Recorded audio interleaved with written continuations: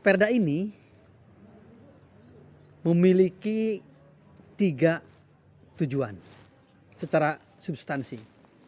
Yang pertama, adanya pemberdayaan pondok pesantren yang dilakukan oleh pemerintah.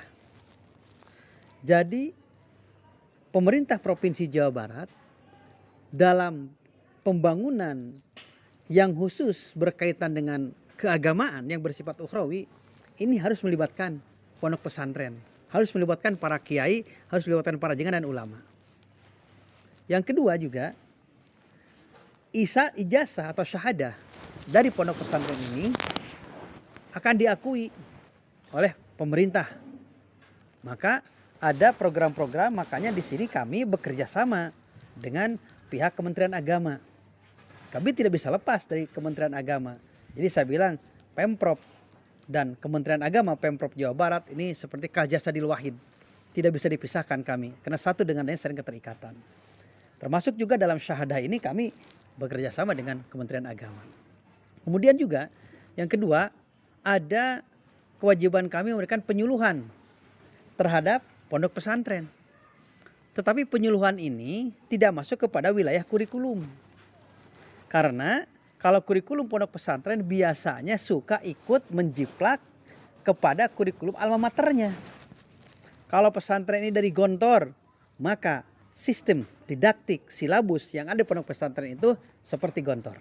Kalau dari Lirboyo, kalau dari Kempek, Cirebon, ataupun dari Babakan Ciwaringin, ataupun termasuk dari pondok pesantren Miftul Huda, maka kurikulumnya akan ikut kepada kurikulum yang di mana dia pesantren. Maka kami tidak masuk pada kurikulum tersebut. Tetapi kami yakin apapun kurikulumnya, tetap program pesantren akan menjadi acuan sebuah pondok pesantren. Yaitu satu, mencetak muttaqin, orang yang takwa. Yang kedua, meningkat menjadi imamah muttaqin, pemimpin orang yang takwa. Dan yang ketiga, ulama ul amilin, ulama yang mengamalkan ilmunya. Jadi program pesantren itu menjadi tujuan pondok pesantren, apapun silabusnya, apapun kurikulumnya. Karena itu kami tidak masuk ke wilayah itu, kecuali mungkin mereka yang meminta, Pak, minta kurikulum dari pemerintah, kami disiapkan. Sudah disiapkan di Kementerian Agama Provinsi Jawa Barat. Nah, yang akan kami bantu dalam penyuluhan adalah misalnya dalam bidang kesehatan, bidang lingkungan hidup, bidang kebersihan, bidang ekonomi, dan yang lainnya. Makanya Perda ini merupakan berkaitan dengan seluruh kepala dinas yang ada. Bukan hanya dengan Kementerian Sosial, Kabiroyan Bansos, atau dengan Kesra sekarang, ataupun hanya dengan Kementerian Agama saja. Tetapi seluruh dinas dengan Perda ini terkait dan memiliki tanggung jawab. Yang ketiga adalah bantuan. Bantuan di sini adalah bantuan yang bersifat reguler. Tidak bantuan yang seperti hari ini yaitu berbentuk hibah, tetapi tidak tertutup kemungkinan bantuan untuk pondok pesantren adalah terima jadi. Pemprov membangun asrama, kiai terima kunci.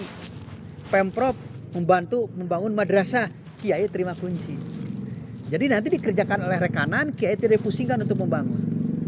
Begitu juga dalam bidang bantuan, tidak tertutup kemungkinan yaitu para kiai, para ulama dan para asatid dapat bisyarah, dapat bantuan per bulan dari kita.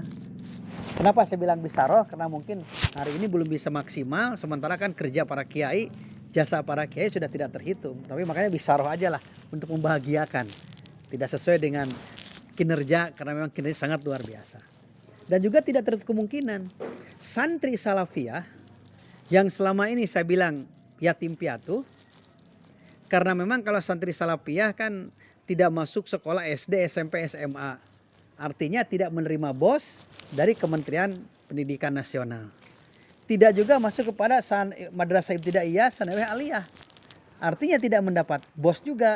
Atau artinya dia tidak mendapat BOS dari Kementerian Agama karena tidak masuk.